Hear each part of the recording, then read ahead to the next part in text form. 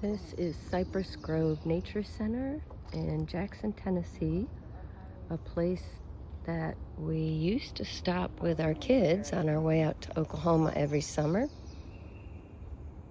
And it's got this nice boardwalk trail, and it's a recuperation center for birds of prey. So here we've got two red-tailed hawks, both with injured wings.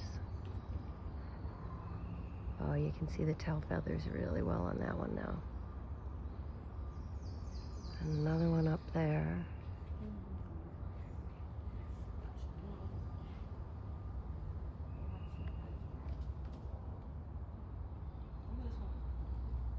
There's another enclosure with another red-tailed hawk, and then another one with 3 barred owls.